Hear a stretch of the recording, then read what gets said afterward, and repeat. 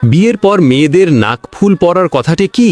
এটি একটি সামাজিক প্রথা ও সাজসজ্জার অংশ।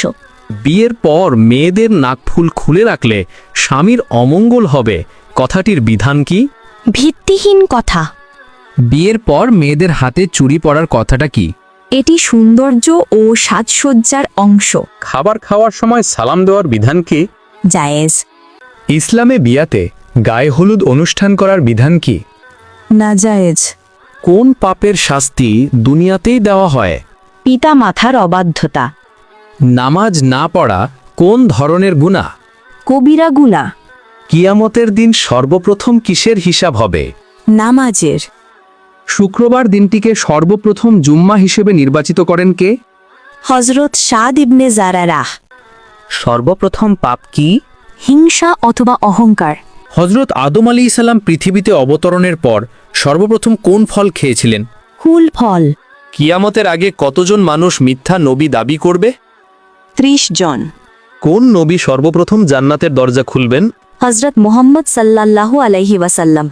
হযরত মুহাম্মদ সাল্লাল্লাহু আলাইহি ওয়াসাল্লামকে কোথায় কবর দেওয়া হয়েছে? নিজ বাড়িতে। হযরত মুহাম্মদ সাল্লাল্লাহু আলাইহি সাল্লাম কত বছর বয়সে প্রথম বিবাহ করেন? 25 বছর বয়সে। মৃত্যুর সময় হযরত মুহাম্মদ সাল্লাল্লাহু আলাইহি সাল্লামের বয়স কত ছিল? 63 বছর। নবীজির কত বছর বয়সে তার পিতা এবং মাতা ইন্তেকাল করেন? 6 বছর বয়সে। পীর শব্দের অর্থ কি? পথ প্রদর্শক বা গুরু। বাউল শব্দের অর্থ কি? পাগল বা উন্মাদ। শরীয়ত শব্দের অর্থ কি? পথ বা জীবন পদ্ধতি।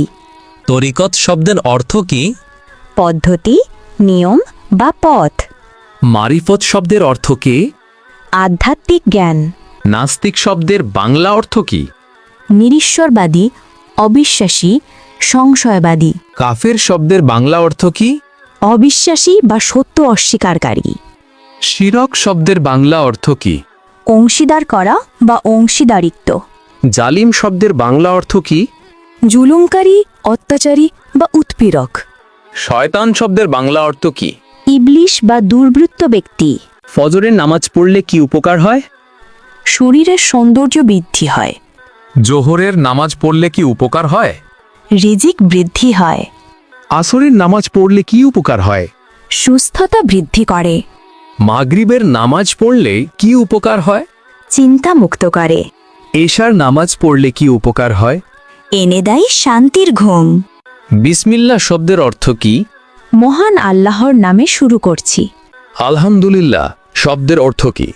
সকল প্রশংসা আল্লাহ তাআলার। মাশাল্লাহ শব্দের অর্থ কি? মহান আল্লাহ যেভাবে চেয়েছেন। সুবহান আল্লাহ শব্দের অর্থ কি? আল্লাহ সুমহান। ইনশা আল্লাহ শব্দের অর্থ কি? মহান আল্লাহ যদি চান। ইসলামে কাকড়ার মাংস খাওয়া কি? মাকরুহ। কুইচ্চা মাছ খাওয়া কি? হারাম। ছাগলের মাংস খাওয়া কি?